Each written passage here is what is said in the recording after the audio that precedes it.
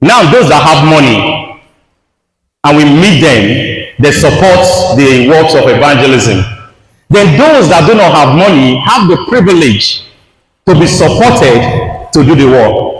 For example, I have the zeal to preach, but I do not have the money to move from space to space preaching the word. But some have the money, but they don't have the time to move. So with their money, it gives me ample opportunity to reach out to other people in different localities to preach. It's like a relationship.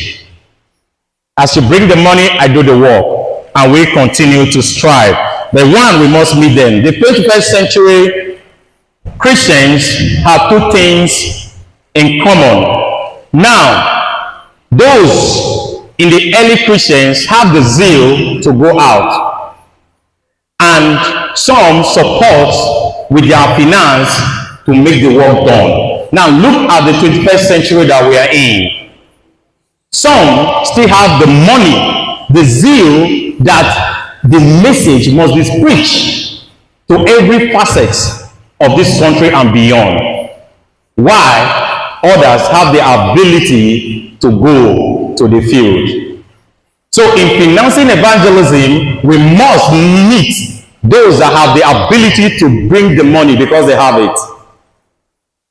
And for us that are willing, we must be ready to go out there and do the work. Furthermore, when there is a commitment in strategic giving and strategic receiving, respectively, the result will be strategic advancement. When you are giving the resources to go and preach, the question is this: what is stopping you? Why are you not using the money for evangelism? You are giving 1,000 naira for evangelism because we have said we can go out, and when the 1,000 is given, you sit at home, you are no longer giving. So when there is a strategic giving, there is a strategic receiving. The receiving process must be documented. Strategic receiving must be where our stewardship is known. And when we go out to the field, we disburse them effectively. In other words, one's financial commitment towards the Great Commission mirrors one's conviction about it. Now, let's say we are trying to manage, we don't go for people to help us in our evangelism, support us with any material or finance they could. And when we set our malfunctioning system to preach, like the one we saw when we came in, a young man or an elderly man who has the zeal of preaching came forth with his sound system. For up to 2 hours, he was setting the sound system. The man is ready to preach, but the sound system is malfunctioning. It's a practical thing that we saw when I came in. So when people start looking at the malfunctioning system, when financing is not properly adequated and used, people say, those people, they joke. They don't mean business. Because the system we use are malfunctioning. Or the individual, the personality we use to preach the word is also malfunctioning. So we need a proper financing to get the conviction of the people that yes, we are ready for business indeed. We are going to see challenges related to money in Christian evangelism. Challenges. There are challenges also. We are not forgetting our topic, effective financing of evangelism. So we are building a block around the main thing. Challenges. As important as money in the Christian's missions, it poses some challenges that can defeat the purpose of evangelism if not well handled. This section discusses some of these problems. A. The first problem identified is that of support for native churches. Now, this is where the dollar issue comes in. I'm going to fly from the locality to the international this time. Maybe I end it with the local. when we have support from the foreign counterpart too much, you know what it does to us for evangelism? We no longer contribute money to help ourselves. We depend on them to support us before evangelism can take place. And that becomes a danger that poses on financing evangelism. So what are we saying? For us to go out and seeking for finance, for us to take up the Great Commission, we must be very careful. Where do we take our support from? And what are the terms and conditions that comes with this support? Years back, Churches of Christ at the North Central faces a whole lot of trouble because of these. Some group comes, he say the One Cup issue. If you do not believe in the One Cup issue, what happened? They will not support you. They will not build your structure. Support base. And when we are used to this support, we becomes addictive to it. That we no longer ginger ourselves to contribute for our own evangelism than depending on the international or a local congregation that we know that they are well to do. There are divergent views as to whether foreign agencies should give support to native churches. The state, for example, that it can lead to paternalism. Paternalism is a concept of missions or evangelism where those that support the mission dictates what you teach, what you preach, and how you go about it.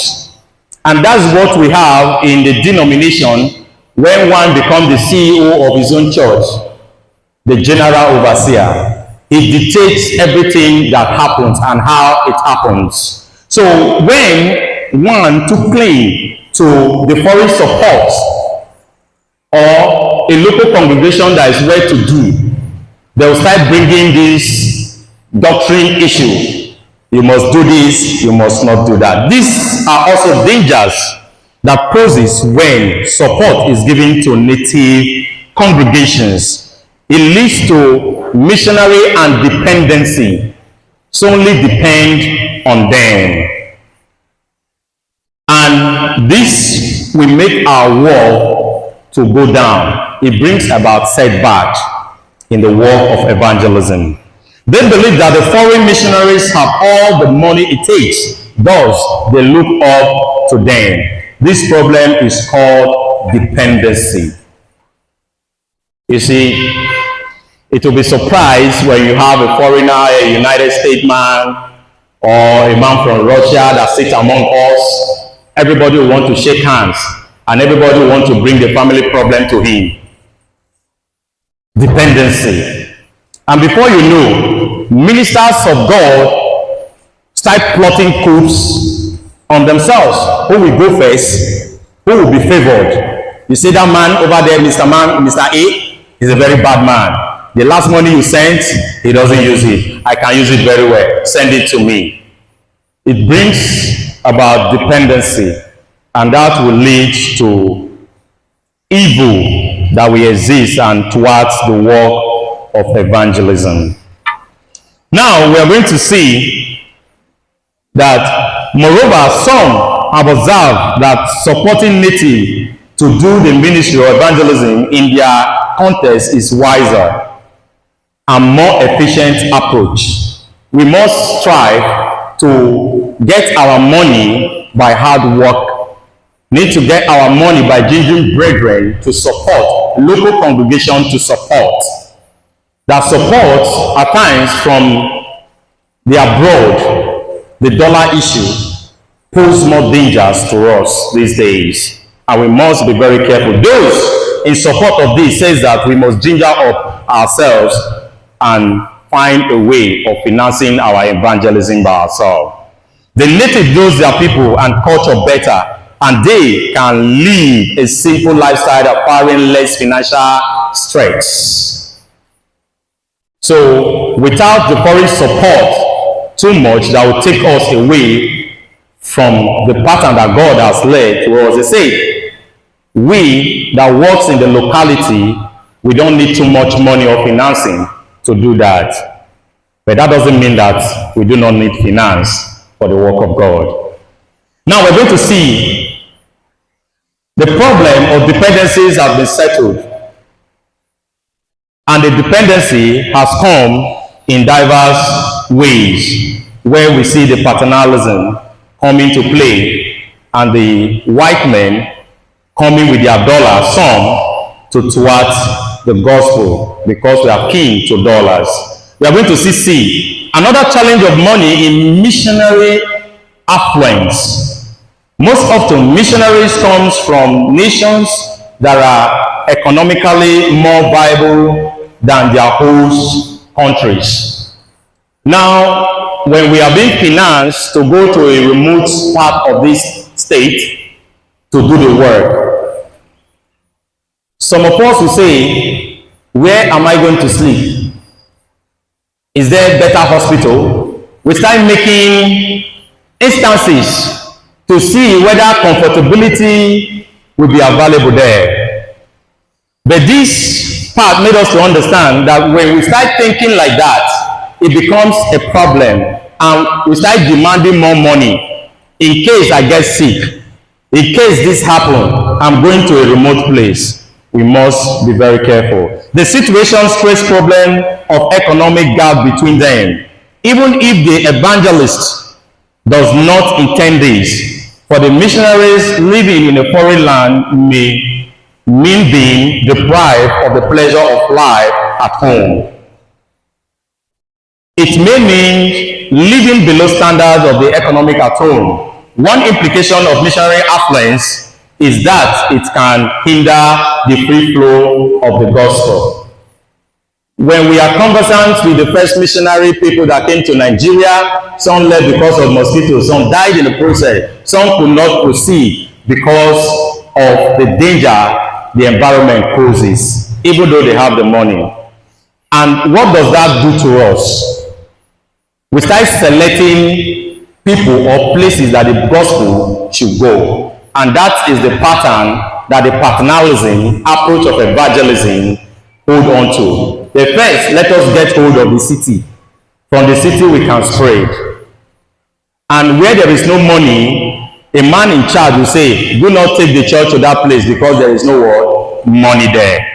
Everybody wants to situate their church in the heart of worry because of companies. Everybody wants to be in the center of the happenings. And that will distort the message because the message will not reach those in the interior. D, we are going to see the last one. Management of funds by missionaries or mission agency is another money-related challenge in mission. As pointed out by the bold founding of the Great Mission, is provided by individual Christians who believe that they can be involved in the world evangelization by giving their financial resources. Because they believe that they can support and they cannot go out, what do? They say, take 1 naira, take 2 naira. We have our foreign counterparts, when they come from the US, they will tell us, this money that they bring, little children have to wash cars and put it in for them to bring for us to preach the gospel, so we should not eat the money. So little children over there have to work because they cannot come down to Nigeria and preach. They say, let my finance go to Nigeria. Let my finance go to Angola. Let my finance go to Uganda so that the gospel will be preached. However, the way the agencies manage funds will have an impact on these partnerships and the Great Commission. Franklin stated in page 389, rightly observes that one of the most significant challenges in partnering in mission is the manner of handling money. For instance, if the missionary spends money contrary to the donor's instructions, their giving could be affected.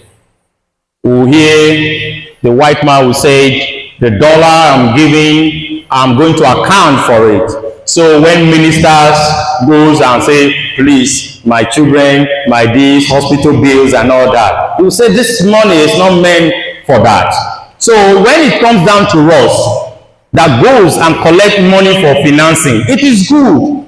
They still worship. How do we use it? When the white man will say, or the people that understand English will say misappropriation, not that the money is used wrongly. It is used in a different line other than the one it was meant for. That is misappropriation. Where they give you money to go and preach the gospel, 10,000 naira, and your son or your daughter is being rushed to the hospital, and the bill is 6,000. You look at the money, you look at your child. What will you do? Ethics will say, save the life and go for evangelism later. That is ethical principle, will say that. But still worship in religion says that do exactly what the money is meant for. If you do not, it says it hinders the giving next time. Let's take a practical example.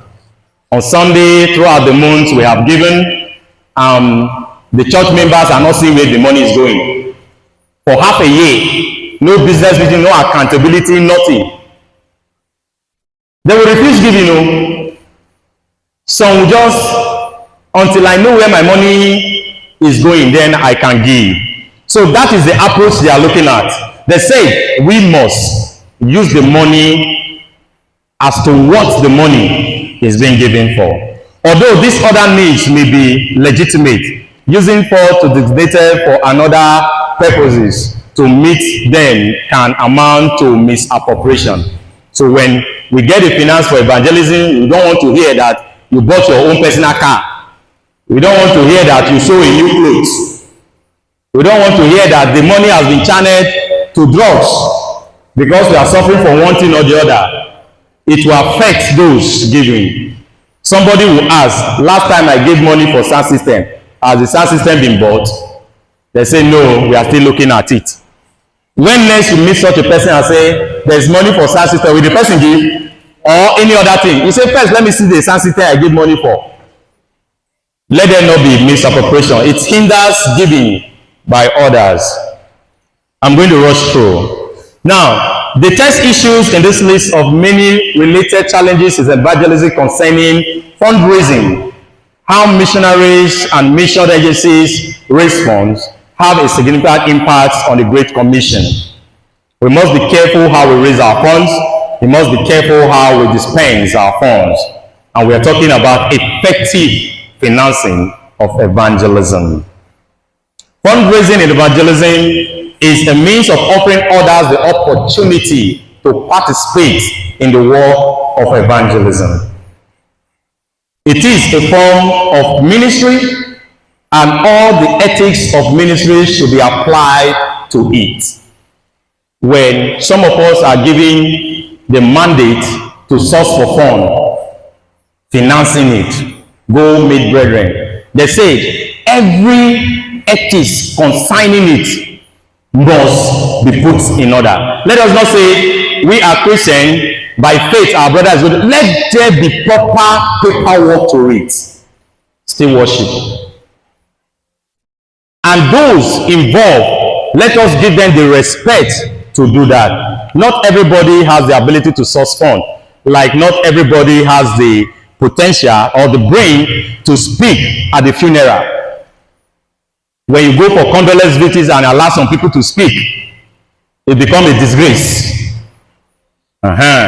So some have the ability to meet one-on-one individuals and bring those points together, and they will see reason. So those people must be put together to do the work, and they must understand that it's a duty and they must be responsible to it. Now let us see the principle of effective financing of evangelism. 1.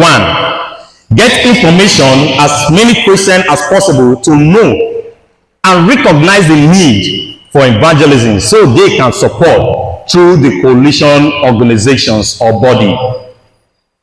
When, as a body, Christians as ministers in Delta State, let me put that in quotes, We are a body that gears towards evangelizing the community. Now, what do? We have brothers and sisters of affluence and influence, those that have money, and they are ready to finance it. So we must meet them. We don't get the numbers. Contact them. This is our mission. This is our purpose. So that they can reach us. Let us not sit back and say, they know now. We will go and preach now. Are we to tell them before they support? No. For effective financing of evangelism, they say, meet those people and tell them the importance of reaching out to people and the need for them to support the race in that manner. 2, Christian professionals should come together to set up Christian companies to have a regular source of finance. There are professionals, the doctors, the lawyers, and so many other professional brothers and sisters that we have. They can come together and have this alliance. Bring forth, if it's a small hospital, they'll give us discounts when we go there. And the proceeds comes out of there, can support evangelism. They'll tell themselves, look, as we are sharing interests, this part is for what? Evangelism. And these are the areas we are going to share it. It's good. We must inculcate this idea of coming together to do business, have faith and believe in ourselves, and that the work will go further. 3, churches with a vision should come together to make pledges and take themselves to tax themselves to always support this cause. We are ministers, isn't it? Yes.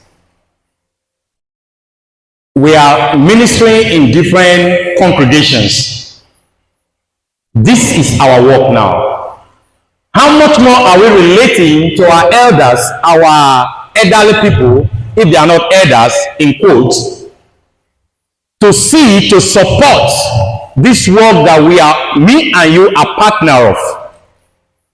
Do we have the voice in our congregation? In the end of the month, when they gather with the whole collection, how many percent or percentage will the church remove and say, yes, this is for the mission,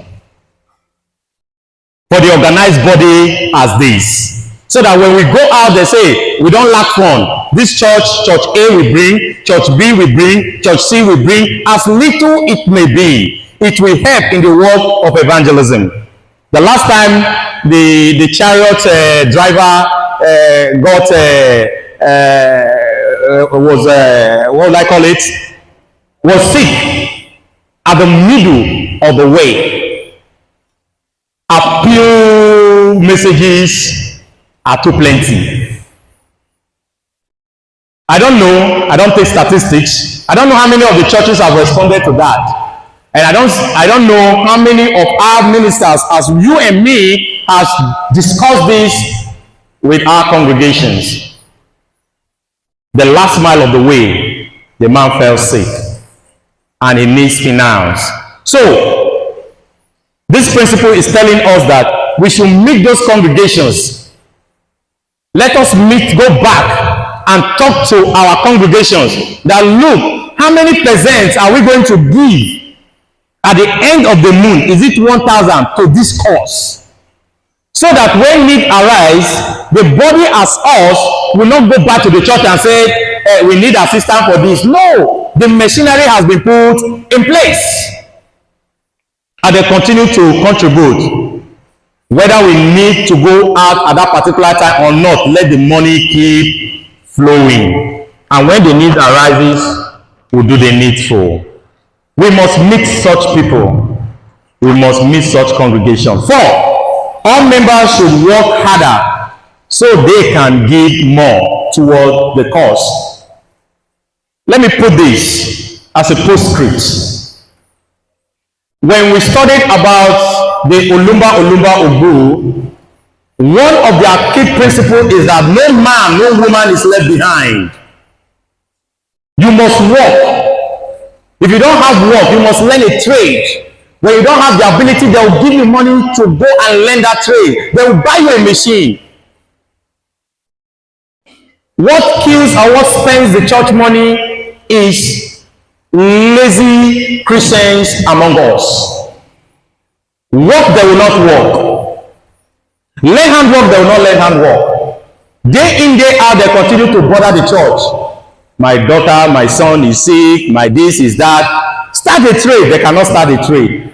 The Olumba will make sure that everybody, do you know what they do to their members that refuse to work? They dissolution the member. Proverbs let us to understand, Ephesians let us to understand that we should put away anyone that is what? Lazy among us. But now, we are appealing to more membership, isn't it? That even those that are lazy among us, we pacified with them. Now, in financing, those members must ginger up and get something doing. So that if it is 1 naira or 2 naira, they contribute to the finance that leads to evangelism. Now, 5, budget and purposeful giving periodically. Let us have the mind, not that we have too much. I will say to myself, at the end of the month, from my little salary, I will give 1,000 or give 500. We post it to the account. It becomes a conscious effort. Unlike me, I don't know you, how you spend. But before the end of the month, if I don't spend recharge card, I'll spend up to 5,000. I'll take that statistic because I recharge to my OP 5,000. Not the one I send to people. Then we now ask ourselves, if we point 500 to the account, has it changed anything from us?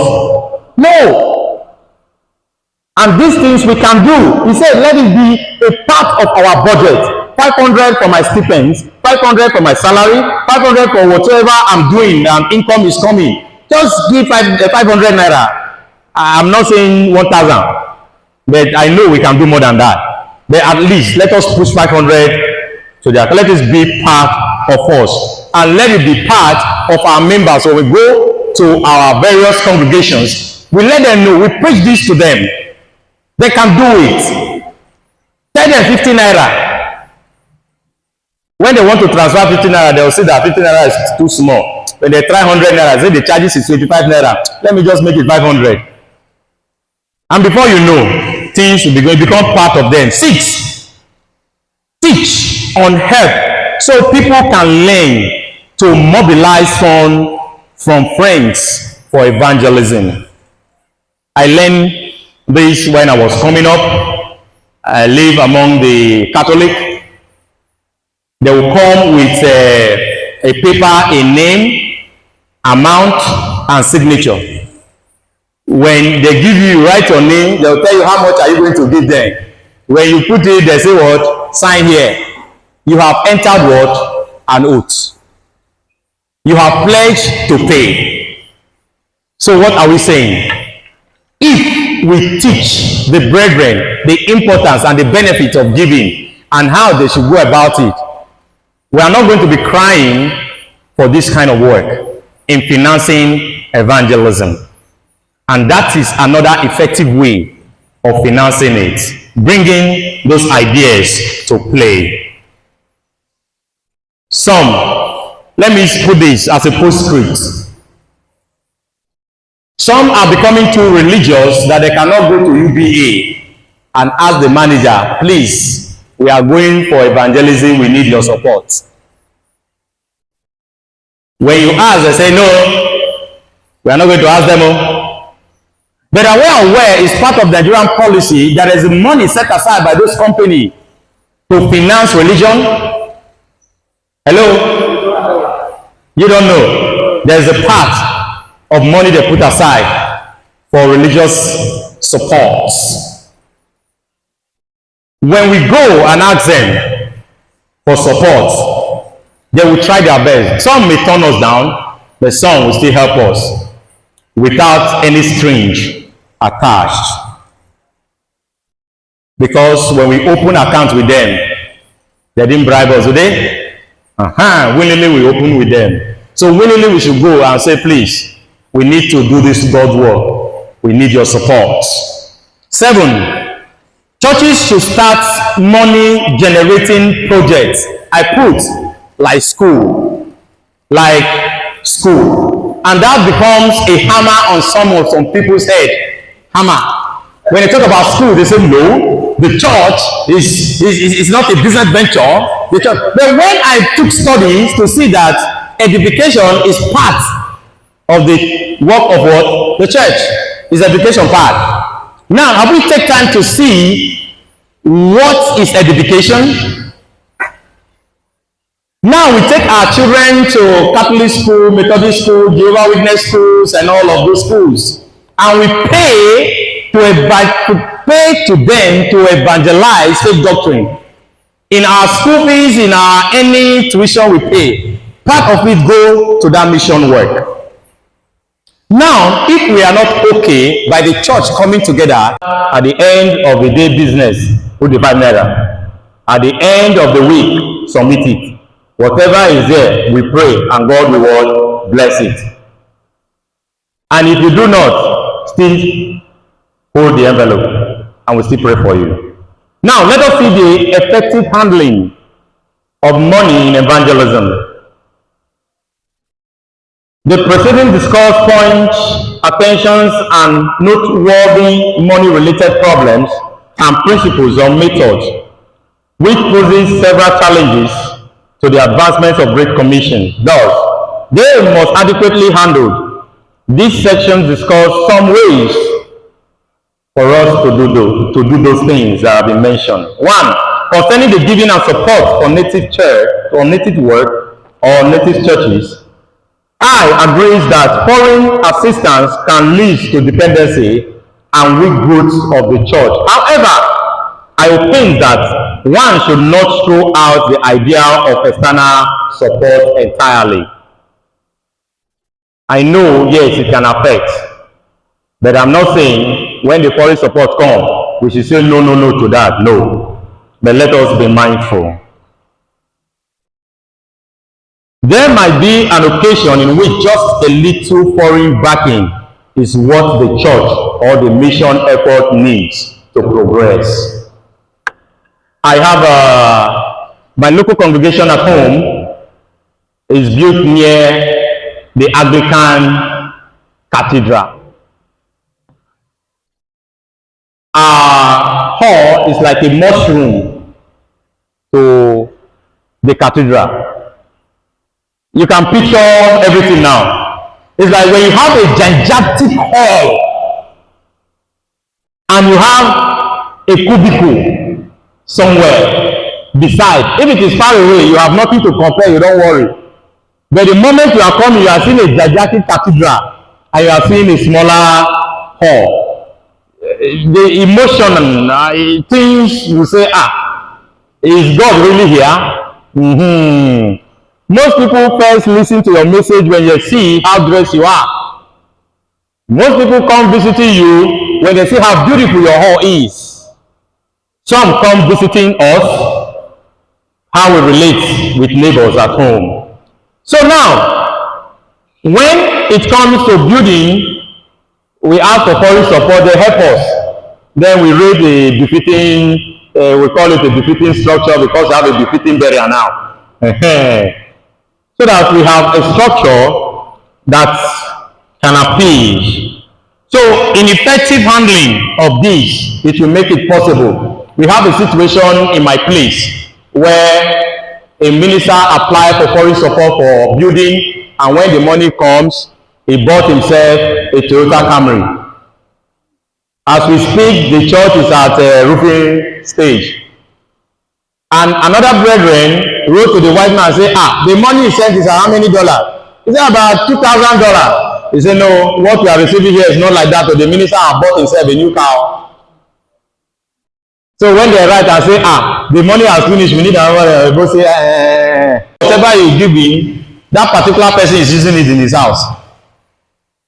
Such gifts must be made open and paperwork must be done. As we conclude, brethren, this article and this work has discussed a place of money in mission and how we are going to achieve it and how effectively we are going to use it.